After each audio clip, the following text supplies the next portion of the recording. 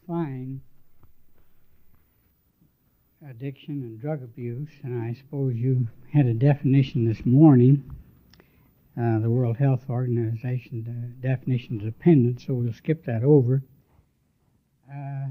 The World Health definition of dependence doesn't take into consideration the extent to which a drug should be controlled. And so we've adopted the term abuse to handle this aspect of it. And I think probably the best definition of abuse of drugs is that abuse may occur if the drug is used to the extent that it's harmful to the individual and or society. Now, usually the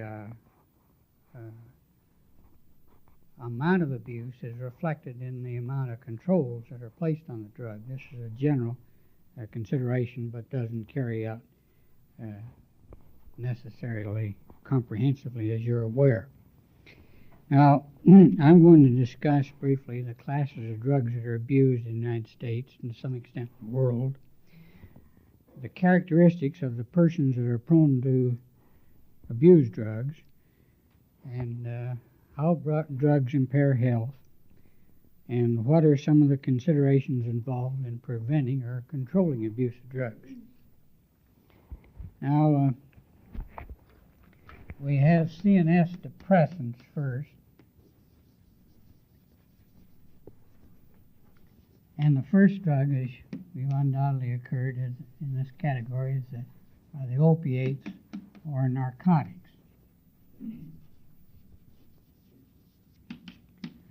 Now, this class of drugs, as Dr. Brock undoubtedly in his final lecture this morning explained, they produce not only psychic dependence, but physical dependence.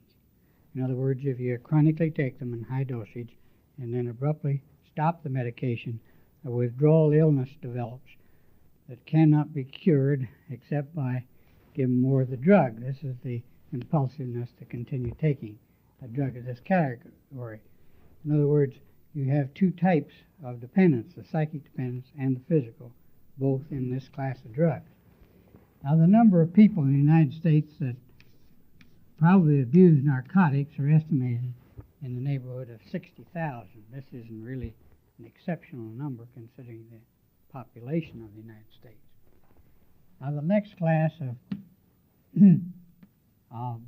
CNS depressants is alcohol. Now, whereas narcotic addiction is to a considerable extent taboo in our society, alcohol addiction is really socially acceptable. This is unfortunate but true. Now, the symptoms of intoxication with alcohol you're all familiar with. It does produce a psychic dependence and it does produce a physical dependence. In other words, if you take alcohol in high quantities, and by that I mean a fifth a day, and you stop it all of a sudden, you'll have delirium tremens, convulsions, and a delirium. So in other words, alcohol is another drug which develops psychic and physical dependence. Now, the number here is been estimated, but they have pretty definite ideas on this. It's approximately 6 million people in the United States. In other words, 100 times the problem, really, of narcotic addiction.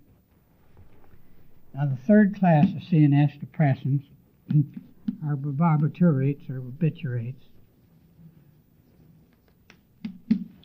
Now, these are identical with alcohol, respecting the symptoms of intoxication, and then if you take an excessive dosage, the withdrawal syndrome is also identical.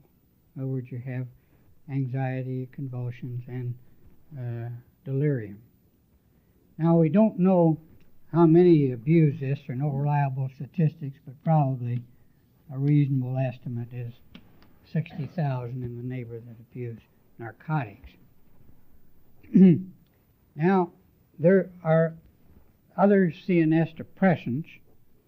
Some of these are in the tranquilizer category, Librium and Valium, meparbamate. these are abused to some extent, but really to a much less degree, and don't constitute a major problem. But they would be classified in this category. I might point out also that not all barbiturates are equally addicting. For example, seconal, phenobarbital, and sodium amytal are much more they show a much greater tendency to abuse. The reason for this is probably that they have a rapid onset of action and then have an intense euphoric response similar to alcohol. Whereas phenobarb, for example, there's as much used of this drug in medicine as all the other barbiturates combined, but yet it's rarely abused. So you can't classify all of these drugs, even though they're barbiturates in the same kettle, so to speak. You've got to classify within a group and find out what are the characteristics of the drug in that group. Now, we go next to another class of drugs, general class. Look, these are called CNS stimulants, for probably a better terminology. And from a worldwide standpoint, probably at the present time, even with marijuana, cocaine is, and certain historically, has been the chief drug in this category. Now, in the United States, we have very few cocaine addicts. It's expensive, hard to come by, and it is, when it's abused, it's used generally alternately with morphine or heroin. And then also as speedballs, as they call it, a mixture of heroin and cocaine. And then these addicts take the drug intravenously. Now, cocaine is a very toxic drug. It has a relatively short length of action, but it gives a very intense euphoria. And the action subsides within probably 10 to 15 minutes, and then the addict is right back shooting another shot to regain this sensation. Now, when they do take cocaine this way, they take it on a spree basis, and they'll generally lock themselves in a room and have a reserve of heroin or morphine, so that when they get real toxic and actually paranoid, then they'll take the heroin to come down. This is the customary procedure of abuse in the United States. And when they're real toxic, it's quite hazardous because they're paranoid and they have paranoid delusions. And they may harm even their best friend because they misinterpret what he's doing or who he is even. And they may think a shining light or something like this is a detective that's watching them. I mean, they completely misinterpret their environment. So they're hazardous really to other people in this state, and yet they attempt to achieve this condition in their intoxication. Now, cocaine, as Dr. Brock has said, or I presume he said, that this doesn't produce physical dependence. It only produces psychic dependence. All of these stimulants, none of them produce physical dependence. They all produce only psychic dependence. Now, you had a very fine dissertation this morning on marijuana and a lot of questions about it. I really don't know what the incidence of abuse of marijuana in the United States is. I'm very doubtful if anybody does. We all know that it's estimated that some 20% of college students have smoked marijuana at some time, in all probability. The percentages that continue to do it is probably considerably less than that, probably not more than 8% at the most at the present time. The habit of smoking marijuana was formerly rather limited, but now it's a very extensive habit, as you know, and has gone. It's not only involves college students, it involves high school students, and as my son returning from Chicago said, that now it's common when you go to a large party that some of them will smoke pot at this party. In other words, it's accepted at least large parties in Chicago to be of an isolated group that will smoke pot. So in other words, we know that this abuse is very extensive, but I'd prefer not to try to make an estimate of it. Now, as I say, marijuana does not induce physical dependence, only psychic dependence. And you can smoke for years and then discontinue it. You wouldn't have a withdrawal illness. Then we have other drugs that are abused, as you know, and the amphetamines are an important class. And the amphetamines with the barbiturates were included under the drug abuse amendments, whether that have been mentioned to you or not. In other words, Congress thought that the abuse of amphetamines was equally important to that of barbiturates. The symptoms of intoxication with amphetamines are very similar to that of intoxication with cocaine. And you do, if you take excessive doses, again, you may get a psychosis. And bus drivers and truck drivers particularly have been uncareful in examination when they've had accidents. Some of them are found to be intoxicated on amphetamines and or speedballs, and they misinterpret their environment. They think a truck's a half a mile ahead and it's 30 feet ahead and this type of thing. So they're more accident prone when they're highly intoxicated. Then we have a miscellaneous group in here of hallucinogens. And LSD, of course, is the most outstanding one in this class. We have others, as you know, but time limits me to the extent I can discuss all of these drugs that people find to abuse. Now, might go now to the characteristics of people that abuse drugs.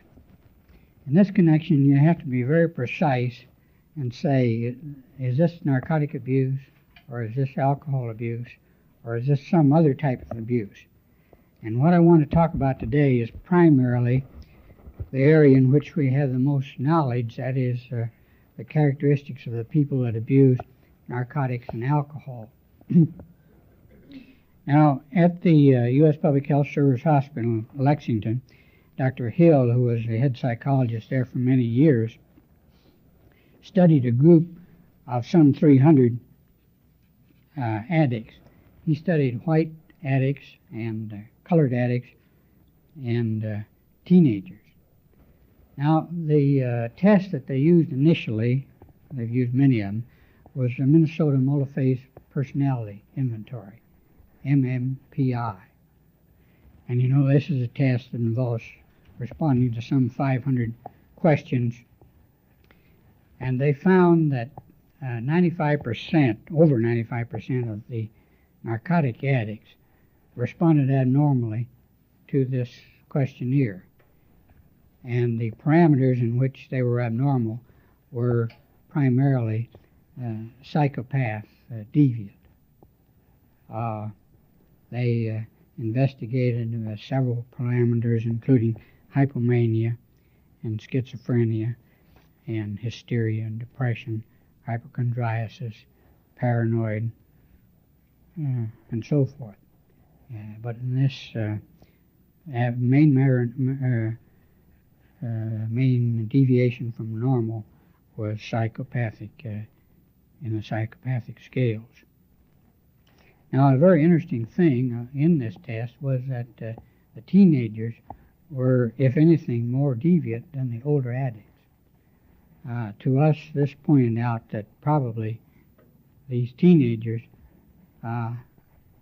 were deviant before they started drugs, and that drugs did not precipitate this personality change. Another feature about drug abuse that you're well aware about in the United States is that its incidence corresponds to that of the delinquency curve from the standpoint of age. In other words, there's a high distribution in the late teens and the 20s, and after 35, the incidence of abuse drops off, and you can practically translate these curves to delinquency curves. Now, the reason for this isn't known. Dr. Brock suggested one thing today. This is the age of increased hormonal activity, and this may well be true, but the proof of this is rather difficult. Now, I might take up how drugs impair health.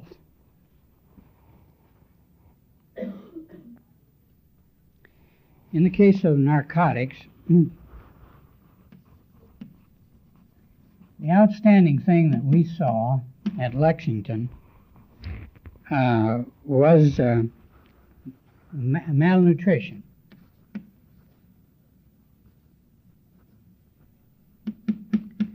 Now, this was perfectly correctable. In other words, when the patients were withdrawn, they rapidly gained often 20 to 30 pounds within 3 to 6 months after discontinuing drugs. And we did research work on the ward respecting state of nutrition, and we found that we could maintain narcotic addicts in health even on 240 milligrams of morphine sulfate a day. So this malnutrition, we do not feel, is the toxicity of heroin or morphine per se, but is due to the fact that these people are spending their money on drugs and not on food, and certainly not on good quality food. However, this is a very common finding in the narcotic addicts. Now, insofar as narcotics are concerned, they act differently than barbiturates and alcohol. Although they're sedative drugs, a patient intoxicated on morphine or heroin is still capable of using good judgment, really, and responds well to your question and is well coordinated. You may have to arouse him, but he still is capable of a response which the highly intoxicated barbiturate or alcoholic is not. Actually, I think the primary pathology and impairment in health that's associated with narcotics is the impairment in motivation to perform constructive duty or work. Now, we tested this rather extensively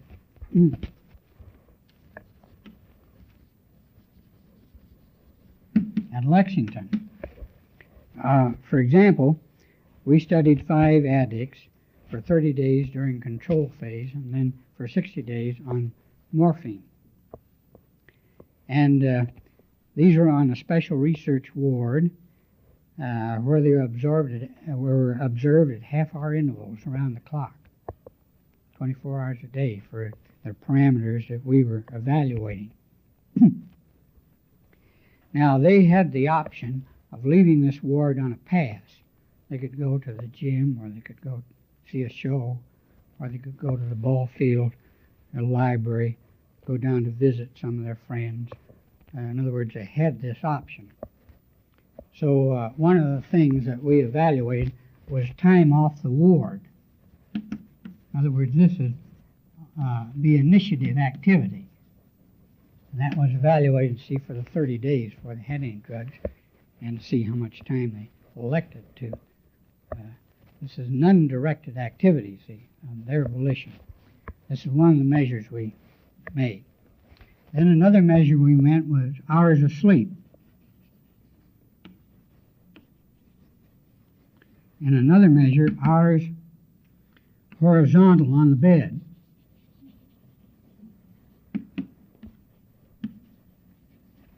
And then pedometer measurements. They continuously had pedometers on their ankles to measure the extent of the walking. Now, what did we find? We found that on a single dose of morphine, these are experienced addicts, they enjoyed this, and there was a moderate increase in activity with a single dose that we gave a couple of times. But as soon as we started the chronic dosage, and stepping it up and increasing the dose. Remember, they got 240 milligrams a day after 3 weeks. They progressively reduced the request for passes to leave the ward. In other words, this spontaneous activity of a motivation type. In other words, this was statistically reduced. The hours of sleep was statistically increased, and particularly the hours of lying horizontal on the bed was increased. And what we noted was, as they became intoxicated, they gradually withdrew themselves from the rest of their cronies on the ward and go back to their individual rooms, turn on their radio, and lie down and nod. See, they didn't necessarily go to sleep, but they were horizontal on the bed, and that score went up remarkably. Now the pedometer mileage was changed moderately, reduced, but not as significantly as you might think, because there's a lot of activity that they had to do every day. So this wasn't an acute a measurement of this impairment we felt as these other measures. Now, this impairment of motivation or voluntary function, I think, is reflected in the hormonal activity of these patients. Another test that we did was evaluate the 17 ketosteroids and 17 hydroxycorticosteroids that were eliminated in the urine, and also the values in the blood. And we ran a similar type of study, 30 days to establish our baseline. Incidentally, we couldn't find anybody that ever ran corticosteroids for 30 days on anybody, so we had to do it on our own people. Well, this is best anyhow, because you have your own control on any individual. So this is the ketosteroids. I'll tell you about the 17 hydroxycorticosteroids, I guess, because that tells the whole story. Now, if we took days here, this will be days, and this will be the 30 days control, and this will be the 60 days drug, and this will be withdrawal. Now, what did we find? We found that we got a plateau here, say on the urine excretion, going along like this. Then when we gave morphine, we got a temporary increase, and then we got a depression to about half of elimination. That persisted, and then withdrawal, we bounced up here, and then gradually came down to the stable dose. Now, this doesn't mean that the adrenal gland of these patients nor the gonads weren't capable of response, because you're familiar with the hormone ACTH, adrenocorticotropic hormone. This stimulates the pituitary gland, as you know. And when we gave ACTH during the control period, and when we gave during the addiction period, we got a comparable response in each time. In other words, the gland is capable of responding, but doesn't do so adequately. In the same way, we found that we think that these patients are impaired in their activity, but they're not physically impaired, because when we put them on a pursuit rotor and test them every day, if anything, during addiction, their performance improves slightly, probably due to learning. In other words, the impairment was not a physical impairment. It, again, was interpreted as a motivation impairment. Now, another point about this is hormonal activity is reflected in the gonad activity is depressed, too, in both the male and the female. And I can tell you a story about this. We had both male and female patients at Lexington. We had them appropriately segregated so they couldn't have any intimate relations, but they did have some social contacts, so love affairs developed. Well, very often the male and the female, if they happen to be discharged on the same day, they would make plans for a party. And when the day came around, very often many of them decided that they'd start festivities with an intravenous injection of heroin. And invariably, when they did this, they became preoccupied with the injection of drugs and lost all interest in having any other type of party and proceeded with their drug abuse. In other words, this is a hormonal activity that is definitely depressed in both males and females. And it parallels what we found for the adrenal activity.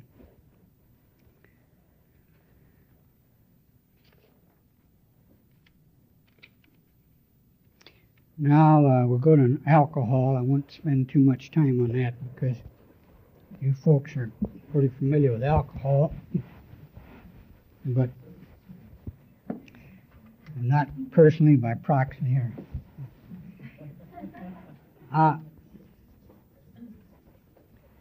Now, the most disturbing thing about the intoxication of alcohol is that the individual is definitely physically impaired.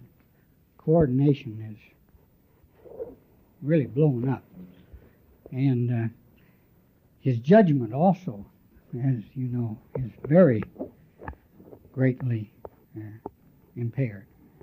So, in other words, as distinct from the narcotics, from cocaine, from marijuana, or even the amphetamines, you get this physical impairment or incoordination that is quite serious from the standpoint of performance of the individual. But the most serious thing about alcohol is that when you take it chronically, you have permanent sequelae that are quite serious. Acute gastritis is very common and often associated with hemorrhage. They have cirrhosis of the liver with all its associated pathology.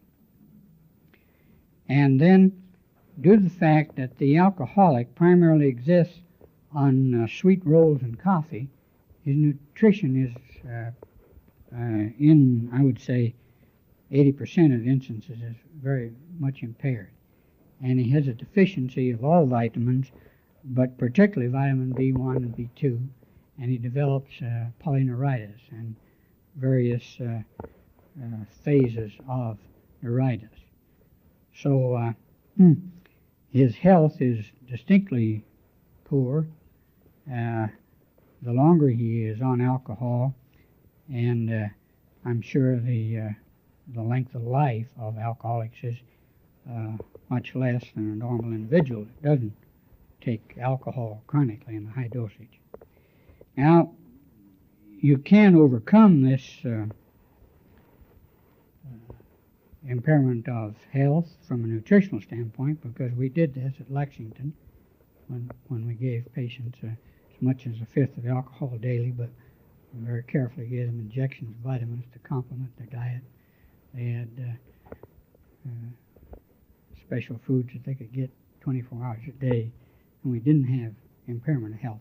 They gained weight, but this is under a controlled medical environment. This is not what is most commonly encountered.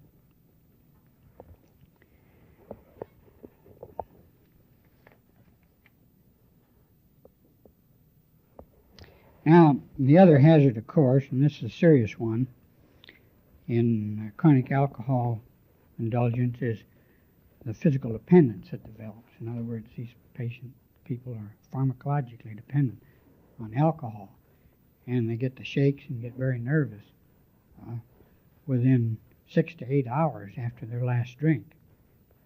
And they may have a grand mal convulsion within 12 hours after stopping drinking. And then you're familiar with DTs, of course. Now, the serious thing about this withdrawal is that it's dangerous to the individual. In some countries and many of our hospitals, the death rate is 15%. So this is quite serious.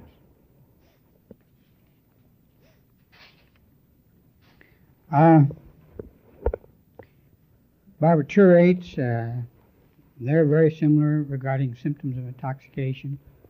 and also, as I mentioned before, symptoms of withdrawal. There is this distinction, however. You very rarely see a barbiturate addict with any type of gastritis or really impaired nutrition. It seems that their appetite's improved and they are generally in quite a good state from a nutritional point of view. Now we might go to cocaine. The primary dangers from this drug from a health standpoint is it's a very potent stimulus, increases the pulse rate, blood pressure, the deep reflexes, and then, as I mentioned before, the psychosis of a paranoid type that develops. We had one patient that we gave cocaine to experimentally, like they take it on the street. Started out with 5 milligrams every 10 minutes, and then we increased it to 10 and 15 every 10 minutes, and then to 7 minutes. Finally, took a total of 2 grams of cocaine. And at the end, he was having worms in his skin and crawling all over. He was catching imaginary butterflies. And he was pacing up and down the hall, afraid that detectives were chasing him and after him. And he was very confused and disturbed. And it's at this phase that they take their heroin or morphine to combat this degree of intoxication. Now, cocaine also reduces the appetite, and in South America, where it's chewed as coca leaves with lime salts, this is one of the outstanding things, poor nutritional status. In other words, they lose interest in food, lose weight, become anemic, and while they take it to do more work, actually they ultimately become impaired in this connection. Now, amphetamines, the symptoms of intoxication with amphetamines are really very similar to those of cocaine, except there isn't quite the tendency to develop an acute psychosis. This occurs, but it's not so marked. Again, you don't see any withdrawal illness with cocaine or marijuana. Now, marijuana has been very completely covered, I'd say, by Dr. Brock and others, and also by the questions. There's one thing that I'd like to talk to you about marijuana. At the U.S. Public Health Service in Lexington, 90% of the narcotic addicts, their first experience with drugs was smoking weed, and then they graduated to the use of other drugs. Now this pattern has changed to a considerable extent in the present smokers of marijuana, as the charts that Dr. Brock presented. But I just heard an extended review of this Haight-Salisbury problem in San Francisco, where they've had so many addicts, and there some 80% of all the people in this category were their drug of abuse, primary one was marijuana. But you also found them extending this abuse to amphetamines intravenously and LSD. And that one of those graphs that, or tables that Dr. Brock had, there was approximately a third, you remember, that were abusing amphetamines. And these aren't nearly as innocuous drugs as marijuana. So there's the person that is addiction prone and gets involved in these drugs. There was a tendency in Haight-Asbury, there was a tendency in the subculture in Lexington for them to make their primary motivation in life obtaining drugs. And I think, while this may be a worthwhile objective, I don't think in our society it should be an accepted one. So I wanted to warn you about that aspect of it. Now LSD, you all know a lot about that. I can't probably enlighten you much. I might say that we started studying LSD at Lexington in 1950 and gave it to our narcotic addicts. This is a short time after it was discovered in Switzerland. we were surprised at the response we got. Our addicts said that's a good drug. We rate it just below cocaine. If you give us the right dose, in other words, if they had a proper trip, why they decided that this was a very good drug. Well, it's taken quite a few years for this to reach the general level of the addict population and for them to attain drugs. But we were confident in election that LSD ever was exposed to the public, that it would be abused. I'm sorry that we weren't disappointed in this prediction. Now, LSD, you know, I really think this is a dangerous drug because it has potential for harming the individual. You've got to remember that when you buy LSD as a contraband drug, you don't know what dose you're getting. And you may get a small dose or you may get a very large dose. This applies also to heroin. That famous football player, he killed himself. He probably was getting about 5% heroin, and then all of a sudden he got 50 or 100%, and bingo, he's dead. Now the same thing applies to LSD. This is an extremely potent drug, and you don't know how much you're buying in that single cube of sugar or whatever you're purchasing it. And you may have a bad trip. Now some people develop a psychosis, and this is not reversed for several months, and they require hospitalization. There's another feature about it. Their sensoriality and concept of individuals and their environment is impaired. And they may conclude that, well, I can walk across the street and all that traffic and not get killed. And they frequently do. Or they may think they can jump out of a 8-store window and it won't harm them. So in other words, their perspective is with these higher dose is not normal, and particularly in some sensitive individuals, they may have psychotic reactions. Now we might consider what we can do or what's the best way of preventing or treating abuse of drugs. In considering this problem, it's often well to try and figure out what's the mechanism of the disease, what's the etiology, and then work your way backwards as to how to treat it. Now, really, the most fundamental thing that we've found about the disease, I think, is that really certain persons are addict-prone in our population and certain persons are not. They're the converse. Now, this is borne out in animal experiments. For example, Nichols, he found that rats, if they exposed them to a solution of morphine, some of them liked the morphine solution and some of them didn't care for it. So he carefully selected the rats that liked morphine and the ones that didn't and bred these two strains.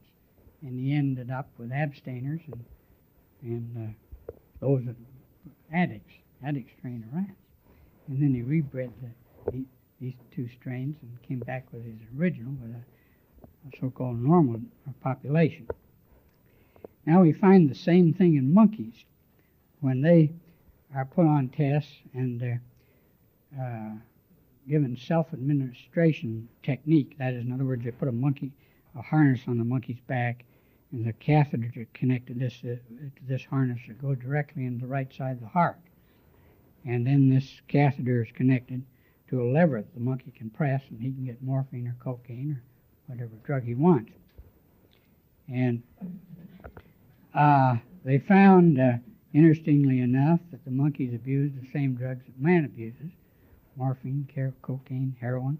He didn't like the ones man didn't like, such as chlorpromazine, nalorphine, a morphine antagonist, and mixtures of morphine and nalorphine.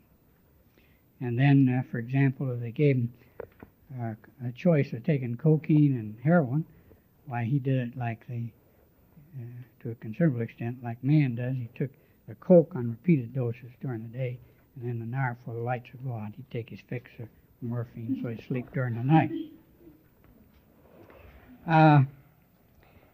So that we have a lot of analogy here that a considerable extent of our population, whether it's animals or man, are, I think, addiction prone. There are various numbers quoted, but probably the best estimate is in the neighborhood of 8 to 10%. This is quite high, you see, really. Now, this points out, I think, some of the essentials that we have to get involved in if we're going to get involved in treatment. If you have an addiction-prone person, really the only way you can prevent them from abusing drugs is to prevent access to the drug. So, although I'm a medical man, and I think the addict should be treated as a patient, I still think it's very important to separate the drug from the addiction-prone person. That means you have to control drugs if you're going to attain success in this area. Another feature in this connection is that you need to treat the patient very early in his exposure to drugs if you're going to be successful. At the U.S. Public Health Service Hospital, 68% of the patients coming there did not return. Now, this doesn't mean that all those were cured. Some of them died, some of them went to prison for other reasons, some of them relapsed and then recovered. But I think it does mean that most of them did not seriously relapse, or else they'd come back to Lexington. And on the other hand, when you investigate the records, the ones that were a long time before they were treated for the first time, they had the poorest prognosis. Many of them with a history of several readmissions to the hospital. So that's an essential point. Another point in this connection is that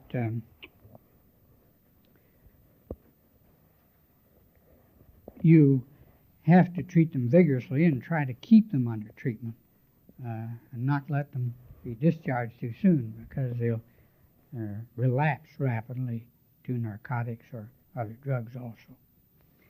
Now, some of you might have wondered about why don't we adopt the British system of maintaining drugs. Well, actually, the British problem is a lot different from the problem in the United States. Essentially, the addicts until recently were medical addicts. In other words, doctors made these patients dependent on narcotics in England. And they did not have delinquency addicts. In other words, the population was older and not younger. However, the difference isn't as great as you might think, because the Home Office is very vigilant in following the prescriptions of every doctor. And if he's prescribing too much or too long a dose of narcotics, they're right on him to say why and why not reduce this dose. So in other words, they are following their narcotic problem and aren't promiscuously administering narcotics. They've recently developed a delinquency problem in England comparable to ours, not of the same magnitude, but they have the same type of problem, and they're having to handle it in a very analogous way for these patients. Thank you kindly.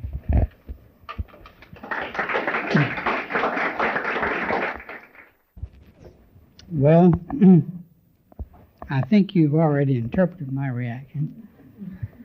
I agree that marijuana, and my exposition explains that it's not as disabling an addiction as the other types of addiction. But you remember in Haight-Ashbury and Lexington, in all these environments where they do indulge in smoking marijuana, there is this progressive tendency to explore other drugs that are much more dangerous. So I personally would not welcome this.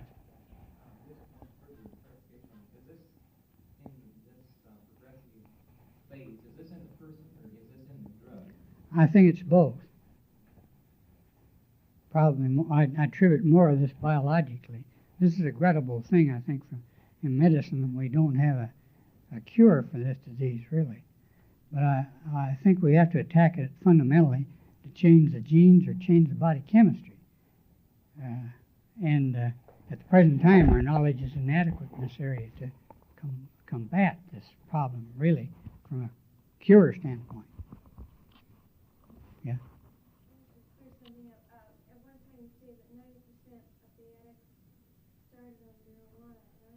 At Lexington, 90% of the narcotic addicts, their first exposure to drugs was smoking weed or smoking marijuana.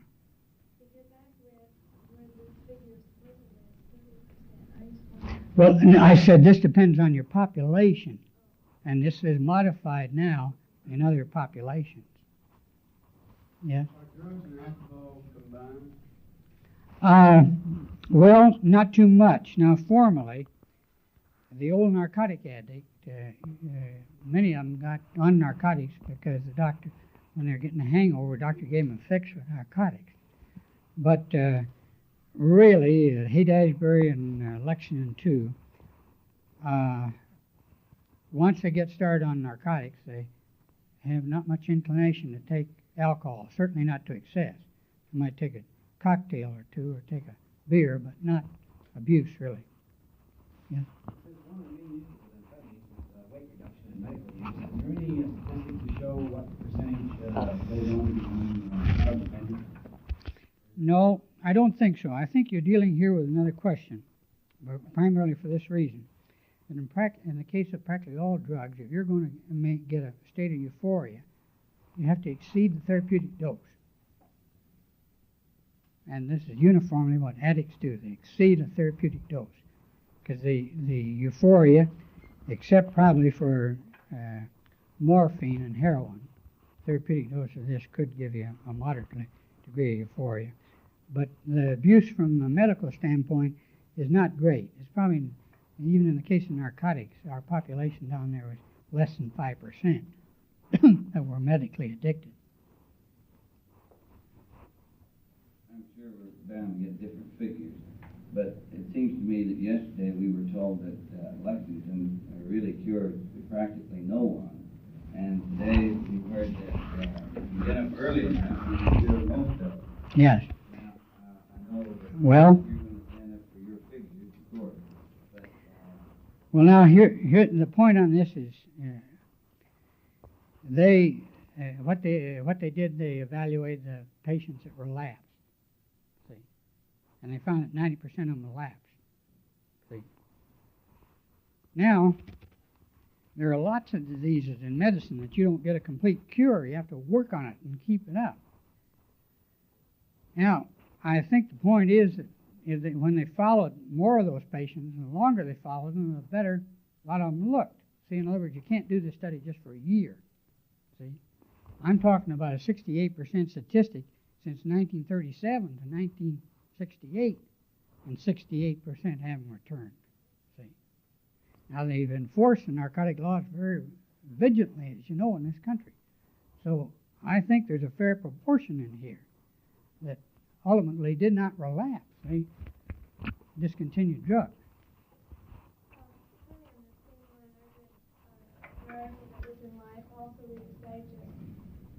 And they explained that many of the narcotic addicts that go to the hospital at Lexington and stuff like that they really don't want to be cured. They've gotten their habit up to a very expensive habit. So now This is correct. so that they can go back taking the drugs. This is correct. This is correct. Yes. When you talk about an addict-prone person, is this person more addict-prone because of the body chemistry, as you mentioned, or psychological defect in the... Well, I think psychological got to be based fundamentally on the chemistry of the body and the genes. That's all it is. Yes. Would you agree, Dr.? Have you run across any educational programs that have proved fruitful in other countries?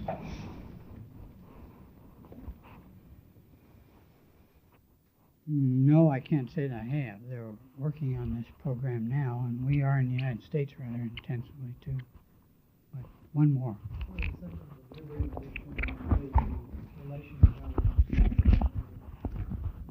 Well, Liberty and Valium, I say, are tranquilizers in the sedative area. They produce a mild degree of euphoria, but you really have to exceed moderately the therapeutic dose, but not completely. If you take excessive doses, I mean 10 times the therapeutic dose, and do it over a long period of time, you can develop a physical dependence like the barbiturates or alcohol. Convulsions and delirium, anxiety, depending on intensity would be dependent on the dose and the length of time.